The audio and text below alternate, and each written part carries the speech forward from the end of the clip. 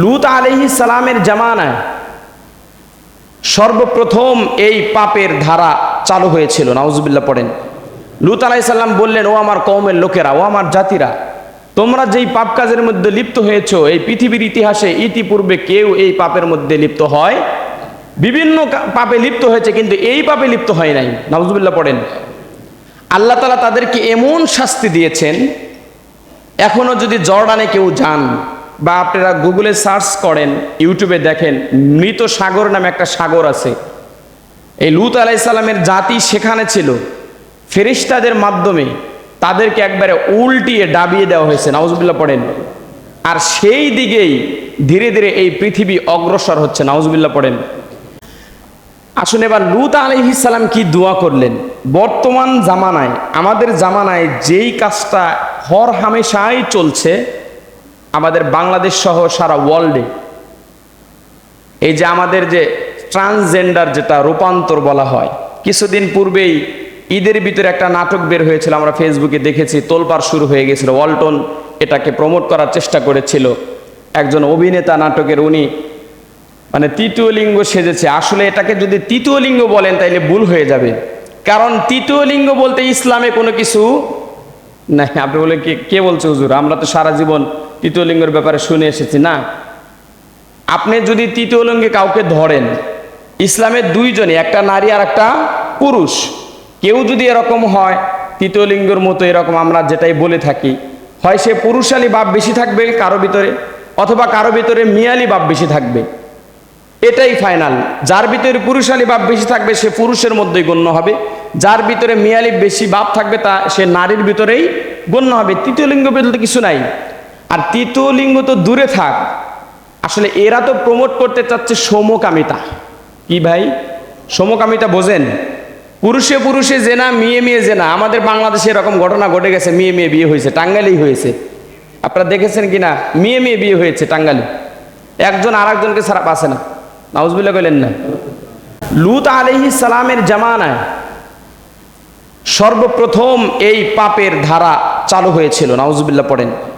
লূত আলাইহিস সালাম বললেন, ও আমার কওমের লোকেরা, ও আমার জাতিরা, তোমরা যেই পাপ কাজের মধ্যে লিপ্ত হয়েছো, এই পৃথিবীর ইতিহাসে ইতিপূর্বে কেউ এই পাপের মধ্যে লিপ্ত হয়। বিভিন্ন পাপে লিপ্ত হয়েছে, কিন্তু এই পাপে লিপ্ত হয় নাই। নাউজুবিল্লাহ পড়েন। আল্লাহ তাআলা তাদেরকে এমন শাস্তি দিয়েছেন, এখনো যদি জর্ডানে কেউ যান বা আপনারা গুগলে সার্চ করেন, ইউটিউবে দেখেন, মৃত সাগর নামে একটা সাগর আছে। এই লূত আলাইহিস সালামের জাতি সেখানে ছিল। ফেরেশতাদের মাধ্যমে তাদেরকে একবারে উল্টিয়ে ডাবিয়ে দেওয়া হয়েছে। নাউজুবিল্লাহ পড়েন। আর সেই দিকেই ধীরে ধীরে এই পৃথিবী অগ্রসর হচ্ছে। নাউজুবিল্লাহ পড়েন। এখন বাংলাদেশের মানুষ তো ইসলাম প্রিয় মানুষ, ধর্মকে ভালোবাসে, কোরআনকে ভালোবাসে, সুন্নাহকে ভালোবাসে, ঠিক কিনা? কিন্তু এদের ভিতরে তো সরাসরি এটা ঢুকানো যায় না। ধীরে ধীরে আপনি চিন্তা করেন যে আমি পুরুষ মানুষ, আমি হঠাৎ করে বললাম যে আমার ভিতরে কেমন কেমন জানি মিয়া মিয়া ভাব, আমার কাছে মনে হয় আমি মেয়ে, আর এই সমাজ আমাকে মেয়ে স্বীকৃতি দিল, এটা কি হয়? কথা বলেন। আমি এটা বললাম, আপনার মেয়ের সাথে আমি একই ভার্সিটিতে পড়ি মনে করেন, তো সেও মেসে থাকবে। আমি বললাম যে আমি তো এখন মেয়ে হয়ে গিয়েছি, আপনার মেয়ের সাথে আমি একই রুমে থাকি, থাকতে দিবেন? লজ্জাকর বিষয়, এর চাইতে হাস্যকর বিষয় আর কি হতে পারে ভাই? আবার আমরা বয়কট করলাম, সে ক্ষমা চাইলো। এই ক্ষমা চাওয়ার মাধ্যমে কি সে আরো যত নাটকগুলো বানিয়েছে, এই যে নায়ক যেটা বলেন, হিরো, যে আরো যারা পরিচালক আছে, যাদেরকে যেই কোম্পানিগুলো তাদেরকে প্রমোট করে, তাদেরকে হাইলাইট করে, যারা এর পিছনে টাকা ব্যয় করে, কিছু কিছু মানুষ ফেসবুকে কমেন্ট করেছে যে তুমি যদি ক্ষমা চাও জাতির সামনে, তাইলে তোমার নাটক দেখবো। আরে ভাই, ক্ষমা চাইলে কি তার অন্যান্য নাটকগুলো দেখা জায়েজ হয়ে যাবে? মানুষ কত অজ্ঞ, এরা ইসলাম বোঝার চেষ্টা করে না কেন? অবশ্যই আমরা এখান থেকে শিক্ষা গ্রহণ করব। কোনো ধরনের নাটক সিনেমা দেখা জায়েজ নাই, এক নম্বর কথা। দুই নম্বর কথা, কোনো প্রকারে ইসলামে তৃতীয় লিঙ্গ বলতে কিছু নাই। আর ট্রান্সজেন্ডার যেটা রূপান্তরে, এটা তো কোনো প্রশ্নই ওঠে না। আল্লাহ তাআলা এই সমস্ত গুনাহ থেকে আমাদেরকে বেঁচে থাকার জন্য তৌফিক দান করেন।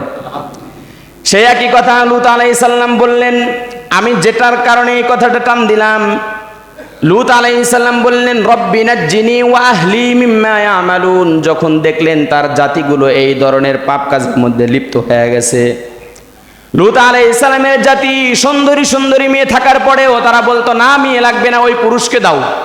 নাউজুবিল্লাহ কইলেন না?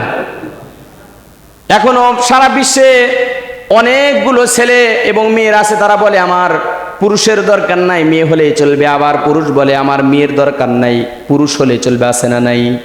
এরকম ভাবে লূত আলাইহিস সালামের জামানের পুরুষগুলো, যুবকগুলো তারা বলতো আমার কোনো মেয়ের প্রয়োজন নাই, আমরা নিজেরাই আমাদের যৌন যেই কাম আছে, কাম বাবা সেটা আমরা পূরণ করে নেব। লূত আলাইহিস সালাম দোয়া করলেন রব্বিকা বা রব্বি নাজ্জিনি ওয়া আহলি মিম্মা ইয়ামালুন। আল্লাহু আকবার। ও আল্লাহ, আমার কমরা যেই পাপের কাজে লিপ্ত হয়েছে, এই পাপ কাজের মধ্যে আমি এবং আমার পরিবারকে, আমার যারা মুমিন উম্মত আছে তাদেরকে শামিল করো না। আল্লাহু আকবার পড়েন। কি চমৎকার দোয়া! এই দোয়া আমাদের করার দরকার আছে না নাই? ধীরে ধীরে কলেজ ভার্সিটি আবার উচ্চ লেভেলে যারা বাহিরের রাষ্ট্রে পড়াশোনা করতে যায় এরা অনেকে এগুলো শিখে আছে। এদেরকে বাঁচানোর জন্য আল্লাহ তাআলার কাছে দোয়া চারার কোনো উপায়, এই জন্য বেশি বেশি বলবো রব্বি নাজ্জিনি ওয়া আহলি মিম্মা ইয়ামালুন। আল্লাহু আকবার। লূত আলাইহিস সালাম তার এই পাপ কাজ থেকে তার কম, তার যারা তার অনুসারী হয়েছিল, যারা তাকে বিশ্বাস করেছিল এবং তার পরিবার, তাদের ব্যাপারে দোয়া করেছেন আল্লাহ এই পাপ কাজের মধ্যে যেন আমার সন্তানেরা, আমার পরিবার এবং যারা মুমিন বান্দা আছে তারা যেন শামিল না হয়ে যায়, তাদেরকে হেফাজত করে নাও। সুবহানাল্লাহ পড়েন। আমরা একই দোয়া করবো, আল্লাহ এই পাপের জগতে আমরা ডুবে আছি, আমরা যেদিকে যাই পাপ ছাড়া আর কোনো কিছু নেই। আল্লাহ এই পাপ কাজ থেকে আমি, আমার পরিবার, যারা ইসলাম প্রিয় মানুষ, এই মুমিন বান্দাদেরকে তুমি বাঁচিয়ে নাও। সুবহানাল্লাহ পড়েন। মন থাকবে মুসলমান? এই জন্য বেশি বেশি দোয়া করবে। এবার দেখেন চমৎকার একটা কথা বলবো, এটা আমাদের দেশে মেম্বার হইলেই আমাদের একটা অবস্থা হয়ে যায়, আমি কি হনুরে, আছে না নাই? সাধারণ একটা পাতি নেতা যার চাষটালেই দাম নাই, অন্যান্য দূরে তো কথা, সেও বলে আমি কি হনুরে। অবস্থা কি ভয়াবহ! তার সামনে কথা বলার অবকাশ থাকে না, কথা বলা যায় না, তার চোখের দিকে তাকানো যায় না, সে মনে হয় নিচের দিকে মাটির দিকে পা ফেলে না। আছে না নাই? অথচ আল্লাহ তাআলা সুলাইমান আলাইহিস সালামকে তামাম দুনিয়ার বাদশা বানাইয়াছিলেন। আল্লাহু আকবার। শুধু তাই নয়, এই দুনিয়ার কোন মানুষকে এরকম কোন নিয়ামত আল্লাহ তাআলা দেয় নাই যে উনি বাতাস তার কথা শুনতেন, জিনেরা তার কথা শুনতেন, পিপিলিকা পর্যন্ত তার কথা শুনতেন। আল্লাহু আকবার পড়েন। পশু পাখিগুলো তার কথাও শুনতেন। এই জন্য উনি দেখেন, আমরা সাধারণ সামান্য একটা ক্ষমতা পাওয়ার পরে আমরা নিজেদেরকে অহংকারের চাদর দিয়ে আবৃত করে নেই, অথচ অহংকারের চাদর আল্লাহ তাআলার। সুবহানাল্লাহ পড়েন। সেই চাদরটা আমাদের গায়ে ট্যাগ লাগায় নিয়ে আমরা নিজেদেরকে তাকব্বুরিতে মেতে রাখি, আমরা নিচের দিকে পা ফেলি না, আমরা মনে করি নিজেরা অনেক কিছু হয়ে গেছি। কিন্তু আল্লাহ তাআলার রাসূল, আল্লাহ তাআলার নবী সুলাইমান আলাইহিস সালামকে যখন এটা দিলেন, দেওয়ার পরে উনি মৃদু হাসলেন। সুবহানাল্লাহ কইলেন না? এই ক্ষমতা পাওয়ার পরে উনি বললেন ফাতাবাসসামা দাহিকাম মিন কাওলিহা ওয়া ক্বালা রাব্বি আউজি'নি আন আশকুরা নি'মাতাকাল্লাতী আন'আমতা আলাইয়া ওয়া আলা ওয়ালিদাইয়া ওয়া আন আ'মালা সালিহান তারদাহ। আল্লাহু আকবার পড়েন। কি চমৎকার কথা সুলাইমান আলাইহিস সালাম বললেন। আর এটা এই দুনিয়ার শাসক গোষ্ঠীকে আল্লাহ তাআলা বুঝানোর জন্য, যারা ক্ষমতা পাওয়ার লোভ করে, যাদেরকে আল্লাহ তাআলা ক্ষমতা দেয় তাদেরকে বুঝাবার জন্য আল্লাহ তাআলা আয়াতটা এখানে এনে দিলেন আমাদের জন্য, সতর্ক করার জন্য। তোমাকে ক্ষমতার মালিক তো তুমি না, তোমাকে আমি ক্ষমতা দিলাম, আর পাওয়ার পরে তুমি নিজেই তাকব্বুরিতে মেতে উঠলা, কারণ তুমি তো একদিন শেষ হয়ে যাবে, এই ক্ষমতা তো তোমার থাকবে না। অতএব তুমি সুলাইমানের দিকে তাকাও। তোমার মতো তো একটা ওয়ার্ডের ক্ষমতা তাকে দেই নাই, তোমার মতো তো একটা ইউনিয়নের ক্ষমতা তাকে দেই নাই, এই বাংলাদেশের ছোট্ট রাষ্ট্রের মতো একটা ক্ষমতা দেই নাই, তাকে তো তামাম দুনিয়ার ক্ষমতা দিয়েছিলাম। আল্লাহু আকবার পড়েন। শুধু তাই নয়, পাখিরা তার কথা শুনতো, এমন ক্ষমতা আল্লাহ তাআলা তাকে দিয়েছিলেন। উনি যখন বাইতুল মাকদাস অর্থাৎ ফিলিস্তিনে যেটার জন্য এখনো লড়াই চলতেছে, এটা যখন বানালেন জিনদের মাধ্যমে, উনার হায়াত শেষ, আল্লাহ তাআলা বললেন জিনরা তার কথা শুনবে না, কয় তুমি ওখানে দাঁড়াও, একটা লাঠি 100 অথবা 150 বছর পর্যন্ত ওখানে দাঁড়িয়ে রইলেন। ওই পোকাগুলো লাঠি খেয়ে শেষ করে ফেললেন। যখন মসজিদ বানানো শেষ, তখন ভেঙে গেল আর সুলাইমান আলাইহিস সালাম পড়ে গেলেন। সুবহানাল্লাহ পড়েন। জিনরা চিন্তা করলেন যে এই লাঠিটা, গবেষণা করলেন জিনেরা যে এটা কতদিন পর্যন্ত এই উই পোকা খেলে শেষ হতে পারে। নবীদের লাঠি কি কম জম নাকি, এ আমাদের মতো ডালপালা নাকি? চিন্তা করলেন কমসে কম 100 অথবা 150 বছর পর্যন্ত উই পোকা খেলে এটা ধ্বংস হবে। এর মানে বোঝা গেল সুলাইমান আলাইহিস সালাম 100 বছর আগেই ইন্তেকাল করে ফেলেছে, সামথিং কম বেশি হতে পারে। তখন তো জিনেরা হতাশ। যদি আগে জানতো তাইলে তো এই মসজিদ তারা বানাতো না। আল্লাহ তাআলা হিকমা দেখেন, তাকে এত পরিমাণ ক্ষমতা দিয়েছিলেন, পিপিলিকা পর্যন্ত তার কথা শুনতেন।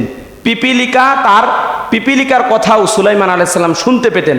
আমরা তো আমাদের নিজেদের কথাই মাঝে মাঝে শুনি না, কথা কয় না। অথচ এই ক্ষমতা পাওয়ার পরে উনি কি দোয়া করলেন,